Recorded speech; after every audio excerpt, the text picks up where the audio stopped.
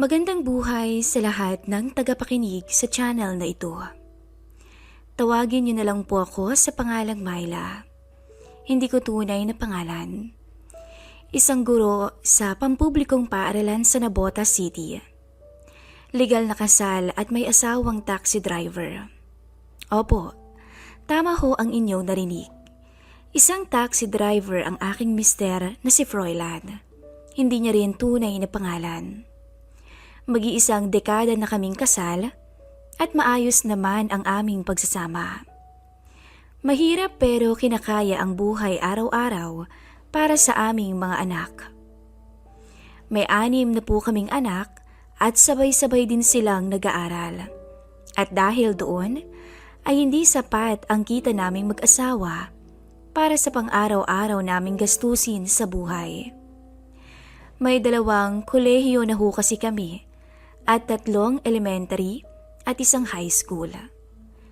Nang minsan ay hindi nakalabas ng taxi ang aking asawa sa kadahilanang nagkaroon ito ng sakit. Ilang araw itong na-confine sa ospital para sa typhoid fever niya. Ilang araw rin akong absent sa school dahil walang mag-aasikaso sa aking mister. Nang dahil doon, nagkautang-utang ako. Loan dito, loan dyan, at wala akong magawa dahil mahal ang gamutan ng aking asawa. Hanggang sa inalok ako na mag-extra sa isang estudyante ko para i-tutor. Malaki ang bayad, kaya pinatulan ko na rin. Tuwing Martes, Huwebes at Sabado ang turo ko sa bata. Napag-alaman ko rin na hiwalay sa asawa ang dad nito. Isang engineer sa malaking kumpanya sa Maynila ang tatay ng estudyante ko. Hindi pa kami nagkikita dahil madalas nasa work ito kapag oras ng tutor ko sa anak niya. Noong una, pagtuturo lang naman talaga ang pakay ko sa bahay nila. Hanggang sa dumating ang kaarawan ng bata at na-invite ako. Ayoko sanang pumunta kaso gusto ng tutor ko kaya pumayag na rin ako. Hanggang sa dumating ang araw ng party. Kumain ang mga bisita at nagkaroon ng palaro. Nang aalis na sana ako, tinawag ako ng ama ng batang tutor ko at nakipagkamay ito sa akin. Ewan ko ba, nang hinawakan niya ang kamay ko ay parang iba ang naging epekto nito sa akin. Hindi ko lamang pinansin at umalis na ako ng bahay pagkatapos kong magpaalam sa bata. Lumipas ang 1 linggo, palala ng palala ang sakit ng aking asawa at halos lubog na rin ako sa utang. Pero pinipilit ko pa rin mag-tutor sa bata. Kaso lang talagang kulang na ako sa time, kaya nagulat na lang ako nang nag-text ang dad niya at nagtanong kung bakit hindi na ako nagpupunta sa bahay nila para magturo sa anak niya. Sinabi ko ang totoo at naunawaan naman nito ang sitwasyon ko. Nagtanong din ito kung saan ko dinala na ospital ang aking asawa. Isang araw, nagulat na lang ako na bayad na ang bills ko sa ospital. Ang naiwan na lang ay ang bago kong bills. Nagtataka man ho ako, wala namang sinabi sa akin ang cashier. Basta ang sinabi lang sa akin ay kaibigan ko raw. Lubos akong nagpasalamat sa taong gumawa nun para sa aming mag-asawa. Sa saya ko ay bumalik ako sa pag-tutor sa bata. Nang nasa loob ako ng bahay nila, narinig ko ang tatay nito na may kausap sa telepono. Hindi ko intensyong makinig sa usapan niya ng kausap niya. Pero nang marinig ko ang pangalan ng mister ko, tinapos ko na ang pakikinig. Napag-alaman ko na siya ang nagbayad ng hospital bills ng asawa ko. Hindi ko ho alam kung anong mararamdaman ko ng oras na yun. Natuod ako sa kinatatayuan ko at naabutan niya ako sa labas.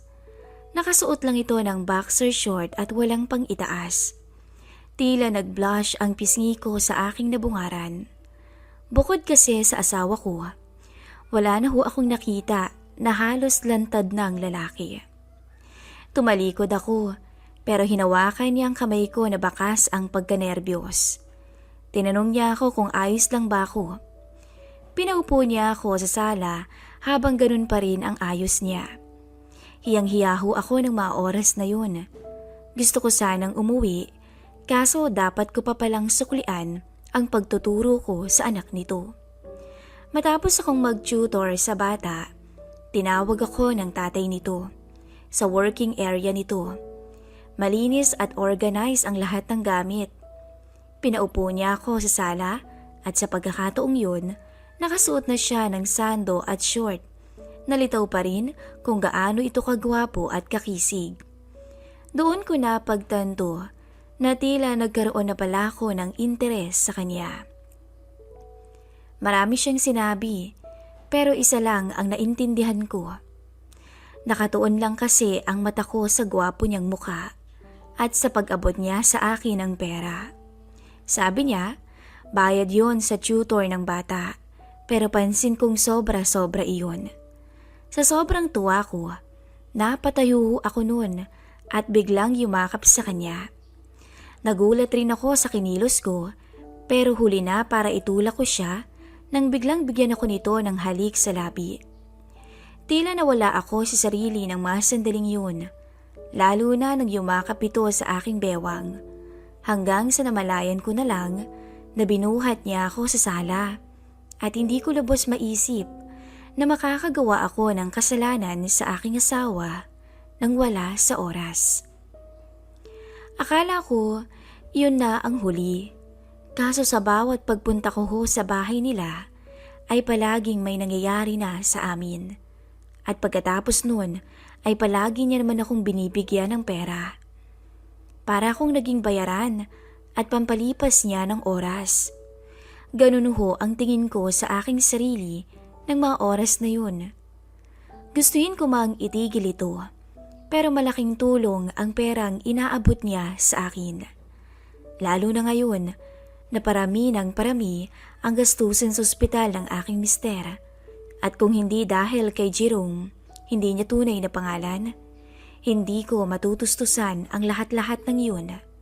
Kaso lang nagigilty talaga ako sa mga ginagawa ko. Lalo ho kapag nakakausap ko ang aking asawa. Naiiyak ako at nahihiya.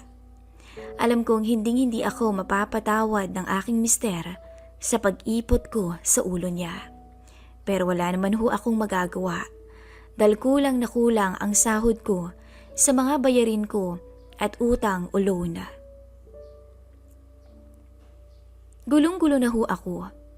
Gusto ko mang iwasan si Jerome, kaso aaminin ko na nahuhulog na rin ako paunti-unti sa kanya. Napag-alaman ko ring hindi ito kasal sa dating ka-live-in partner niya, kaya parang mas lumakas pa ang loob ko na ipagpatuloy ang aming bawal na nasimulan. Mahal ko ho ang mister ko at alam naman ang nasa itaas yan. Kaso, kapag may kumakalam ng sikmura at mga bayarin na hindi matapos-tapos, tanging si Jerome lang ang nakatulong sa akin sa mga panahong nalugmok ako. Lalo na ngayon, palala ng palala ang komplikasyon ng sakit ng aking asawa at marami-rami na rin ang naibibigay na pera sa akin ni Jerome. Kung minsan nga, iniisip ko na mahal na rin kaya niya ako. Kasi ako, napamahal na rin talaga ako sa kanya. Sa bawat pagsampa namin sa kama, ay tila may nagbago. Hindi kagaya ng dati na para lamang akong pampalipas oras niya. Ayokong mag-assume kasi ni minsan sa bawat may namamagitan sa amin ay wala akong naririnig na mahal niya ako. Kaya ayoko na ring umasa pa at isa pa, may asawa akong tao. Akala ko doon na magtatapos ang dagok ng buhay ko. Iniwasan ko na kasi si Jerome, mag-iisang buwan na. At hindi na rin ako nag-tutor sa anak niya. Nakaka-recover naman ang aking mister. At alam ko na makakaalis na rin siya sa ospital. Kaso nga lang, hindi ko akalain napupunta ng meeting sa eskwelahan si Jerome. Habang nagpapaliwanag ako, halos hindi ako makapag-concentrate dahil nakatuon ang atensyon niya sa akin para tuloy akong na-conscious sa itsura ko. Natapos ang meeting at isa-isang umuwi ang mga magulang ng mga estudyante ko maliban kay Jerome. Nilapitan niya ako at inalok na mag-lunch kami. Hindi sana ako papayag kaso mapilit ang anak niya. Pagkatapos naming mag-lunch, pinauna ni Jerome ang bata sa driver at kami na lang ang naiwan sa restaurant kung saan kami kumain. Sinabi niyang mag-usap daw kaming dalawa at ang pag-uusap na iyon ay napunta sa isang malamig na silid. At sa pagkakataong yun, pumayag na naman ho ako. Pero this time, hindi na dahil nangangailangan ako ng pera. Kung hindi, ginusto ko at aaminin kong namiss ko siya. Namiss ko ang lahat-lahat sa kanya. Matapos naming maibigay ang pangangailangan ng isa't isa, may kinuha siyang box at nagulat na lang ako nang kunin niya ang daliri ko at saka sinuot ang isang singsing. Ito raw ang simbolo ng pagmamahal niya sa akin. At hanggang suot ko ito, kakapit raw siya kahit ganito lang ang sitwasyong meron kami. Sa totoo lang, naguguluhan na rin ako. Mahal ko na rin kasi si Jerome, pero may asawa ko at may anak.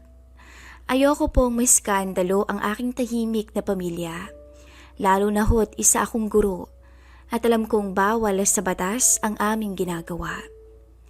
Naguguluhan ako sa mga nangyayari sa buhay ko. Gusto ko na ho itong itigil, kaso kapag ginawa ko naman, lalo akong nilalapit sa bawal o pagkakasala. Patuloy pa rin ang palihim naming pagkikita ni Jerome. Umabot pa ho sa sukdulan na nagagawa kong magsinungaling sa aking mister na may teachers retreat kami ng 1 linggo nang ayain ako ni Jerome na lumabas ng bansa. Sumama ako dahil aaminin ko sabik ako sa mga ganitong lakaran. Ni minsan ho kasi hindi ako naaya ng mister ko sa mga ganitong lakad dahil kapos na kapos kami sa pera para sa panggastos ng aming mga supling. Masaya ako kapag kasama ko si Jerome. Lahat ng hindi na ibigay sa akin ng aking asawa ay pinunan nito. Kung minsan nga, naiisip ko na lang bigla na paano kung iwan ko na lang ang aking mister at sumama na lang ako kay Jerome.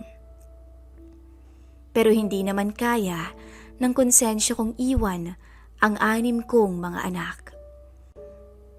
Lalo na't nakaka-recover pa lang naman ang aking asawa sa matinding gamutan sa ospital.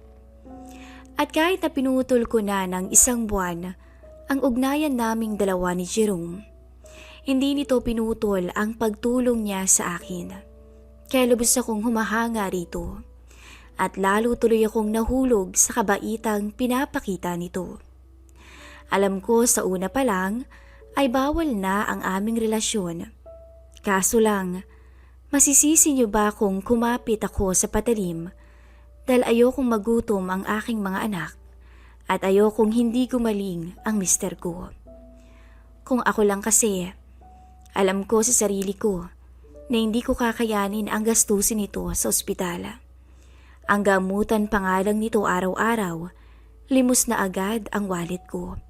Idagdag mo pa ang mga utang ko at iba pang bayarin namin buwan-buwan. Sa bawat araw na nakaka-recover ang aking asawa, malaki ang pasasalamat ko kay Jerome sa nagawa niya para sa amin. Nang tuluyang gumaling ang aking mister, patuloy pa rin kami sa pagkikita ni Jerome at tinatanggihan ko na ang perang inaabot niya.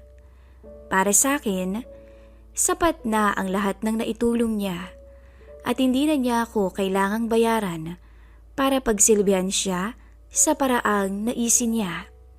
Dahil kusa at buong buo ko nang binibigay ang sarili ko sa kanya. Ang problema ko lang ngayon ay paano ko ipagtatapat sa asawa ko ang lahat-lahat.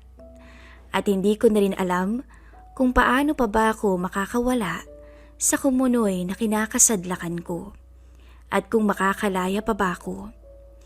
Umaasa ho ako na mabibigyan niyo ko ng payo at ng mga tagapakinig dito sa stasyong to. Lubos na gumagalang, Myla.